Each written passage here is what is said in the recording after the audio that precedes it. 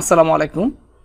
সপ্তম শ্রেণী প্রিয় শিক্ষার্থী বন্ধুরা, আজকে আমরা তোমাদের সপ্তম শ্রেণী গণিত বইয়ের দ্বিতীয় অধ্যায় সমানুপাত ও লাভ ক্ষতি অধ্যায়ের অনুশীলনী 2.2 এর 32 পৃষ্ঠার 5 থেকে 9 নং পর্যন্ত আজকে ক্লাসে আমরা সমাধান করব।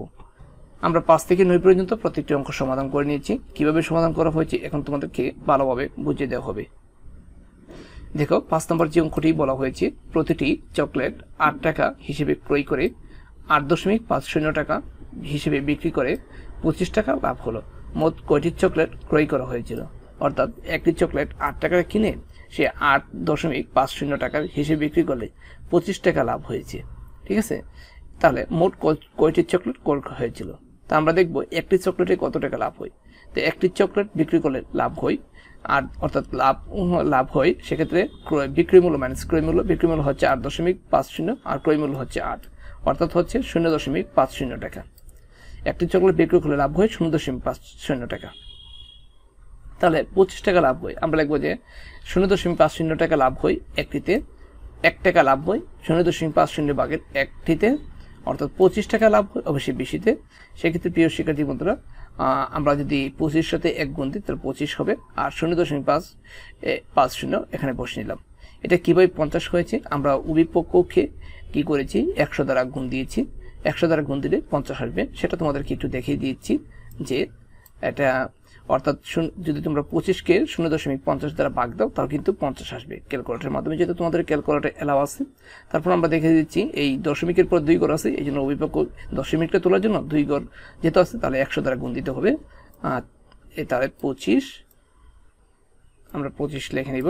ঠিক আছে, 25 লিখে গুণ চিহ্ন দিব, গুণ চিহ্ন দিয়ে 100 লিখব,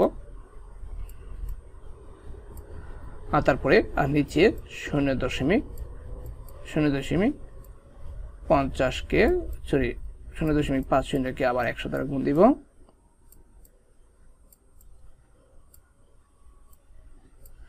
এখন আমরা যদি দেখি যে 25কে এটা দ্বারা গুণ দিলে হবে 2500। ঠিক আছে, 2500 হবে। আর এটাকে এই যে 0.50কে 100 দ্বারা গুণ দিলে হবে শুধুমাত্র 50, দশমিকটা 2 ঘর ডান দিকে যাবে। এখন আমরা যদি এটা দ্বারা ভাগ দিই, 0 কাটা 5 দ্বারা 250কে কাটলে অর্থাৎ 50 হবে, অর্থাৎ 50টিতে মোট 50টি চকলেট ক্রয় করা হয়েছিল।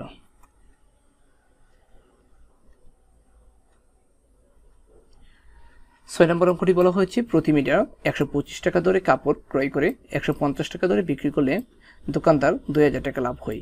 দোকানদারের কত টাকা লাভ হয়? 2000 টাকা। দোকানদার মোট কত মিটার কাপড় ক্রয় করেছিলেন? অর্থাৎ 125 টাকা দরে কাপড় ক্রয় করে 150 টাকা দরে বিক্রি করলে দোকানদারের 2000 টাকা লাভ হয়েছে। দোকানদার মোট কত মিটার কাপড় ক্রয় করেছিলেন? আমরা রাখবো যে 1 মিটার কাপড় বিক্রি করলে লাভ হয় কত টাকা? 25 টাকা। যদি 1 মিটার কাপড় বিক্রি করে 25 টাকা লাভ হয় তাহলে 2000 টাকা লাভ হয়েছিল কত মিটার কাপড় বিক্রি করে? আমরা লিখবো যে 25 টাকা লাভ হয় 1 মিটারে, তাহলে 1 টাকা লাভ হয় 25 ভাগের 1 মিটারে, 2000 টাকা লাভ হয় বেশি। আমরা যদি 25 দ্বারা এটাকে ভাগ দিই, 25 দ্বারা আমরা 200কে ভাগ দিলে 8 25-এ হয় 200 আর 0 অর্থাৎ 80 মিটার। দোকানদার মোট 80 মিটার কাপড় ক্রয় করেছিলেন। উত্তর।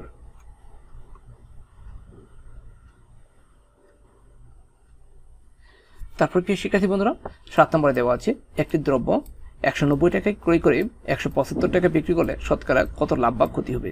অর্থাৎ 190 টাকা ক্রয় মানে কিনে 175 টাকা বিক্রি করলে অবশ্যই ক্ষতি হবে। সেক্ষেত্রে আমরা বলবো যে এখানে ক্রয় মূল্যের চেয়ে বিক্রি মূল্য কম হয়, ক্ষতি হয়েছে। ক্ষতি হবে, ক্ষতির সময় ক্রয় মূল্য মাইনাস বিক্রি মূল্য। ক্রয় মূল্য হচ্ছে 190 টাকা, বিক্রি মূল্য 175 টাকা, অর্থাৎ 15 টাকা। তাহলে মাত্র একটা জিনিস যদি 190 টাকা কিনে 175 টাকা বিক্রি করে তাহলে 190 টাকার মধ্যে কত টাকা ক্ষতি হচ্ছে? 15 টাকা ক্ষতি হচ্ছে। তা আমরা বলবো যে 190 টাকায় ক্ষতি হয় 15 টাকা, তাহলে 1 টাকায় ক্ষতি হয় এত টাকা। আমাদেরকে যেহেতু শতকরা বলছে মানে 100 টাকায় ক্ষতি হয়, অতএব অবশ্যই বেশি এই 0 আর এই 0 কেটে দেবো। 10 দ্বারা 15কে গুণ করলে হবে 150। ঠিক আছে, অর্থাৎ 19 ভাগের 150। আমরা যদি 19 দ্বারা 150কে ভাগ দিই তাহলে 7/19 ভাগের কত আসবে? 17 আসবে। আমরা 7/19 ভাগের 70% উত্তর দিয়ে দিব।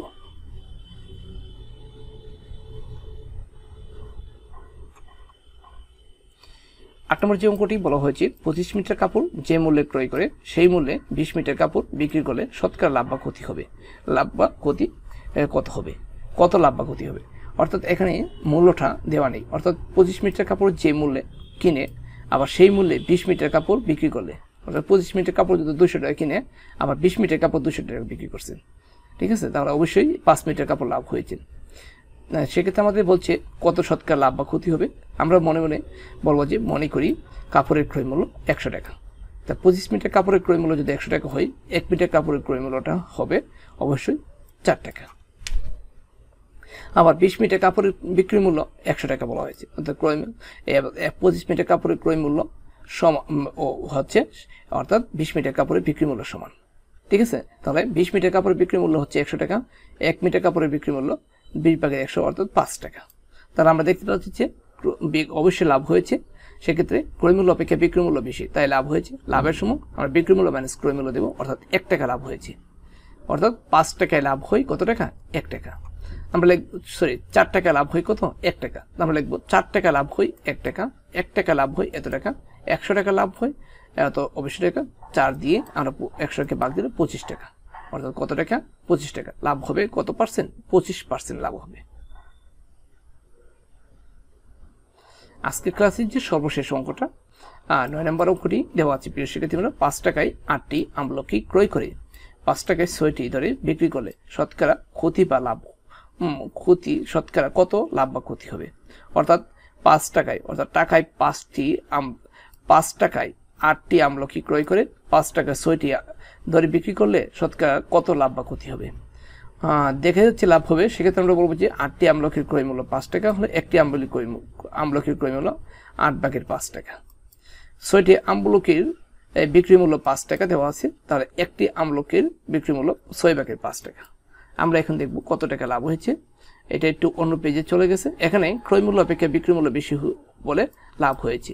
তাহলে একটি আমলকিতে লাভ হয়, যদি আমরা এই কি করি, বিক্রি মূল্য থেকে ক্রয় মূল্য মাইনাস করি, তাহলে আমরা লসাগু নিতে হবে। ভগ্নাংশ যেহেতু 6 আর 8 এর লসাগু হচ্ছে 24 বসাবো।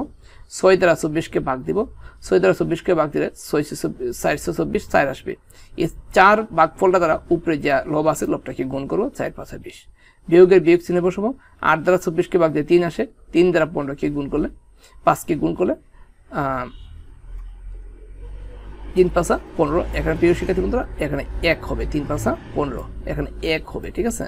আমরা একটা তোমাদেরকে দিয়ে দিচ্ছি। এখন আমরা যদি 20 থেকে 15 বিয়োগ করি তাহলে হবে 5, অর্থাৎ 24/5 টাকা।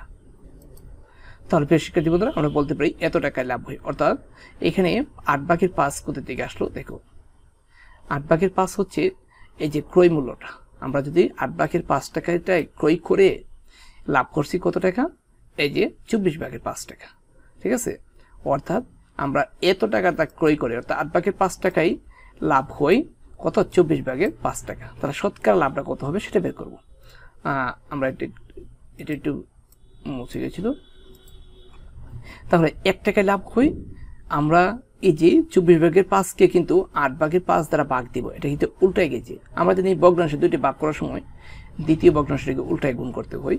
এটা তোমাদেরকে একটু দেখে দিচ্ছি যে আমরা যদি 5 লিখি, কারসার দিয়ে লেখা একটু বেশি হয়ে যায়।